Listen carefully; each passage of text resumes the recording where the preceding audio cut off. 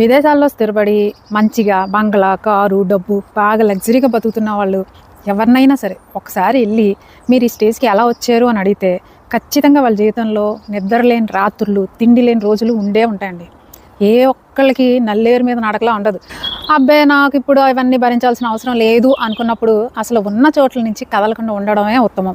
అంతే తప్ప దేశాలను పట్టుకు తిడితే ఏమొస్తుందో చెప్పండి. మెయిన్ తీసుకున్న వీసా గురించి చెప్పడం వల్ల వచ్చిన తలకాయ నొప్పులండి. ఎవరికి ఎట్లా అర్థమవుతుందో అర్థం కాదు. అసలు ఎందుకు చెప్పాను రా బాబు అనిపించేలా చేసేస్తున్నారు. సో ఇప్పుడు మార్కెట్ చాలా డ్రైగా ఉంది కాబట్టి ఇలాంటి టైంలో స్పాన్సర్షిప్స్ కోసం మనీ అయితే వేస్ట్ చేసుకోకండి. ఎవరికైనా ఎక్స్పీరియన్స్ ఉంది, టాలెంట్ ఉంది, మేము అప్లికబుల్ అవుతాము అనుకుంటే గ్లోబల్ టాలెంట్ వీసా అనేది ఫ్రీ వీసా కాబట్టి మీరు దానికైతే ప్రయత్నం చేయండి అని చెప్పడం మాత్రమే నా ఉద్దేశం అండి. ఒకవేళ జాబ్ రావడం లేట్ అయినా మేము సస్టైన్ అవ్వగలం అన్న నమ్మకం ఉంటే మీరు ఖచ్చితంగా అప్లై చేసుకొని రావచ్చు, ప్రయత్నం అయితే చేయొచ్చు.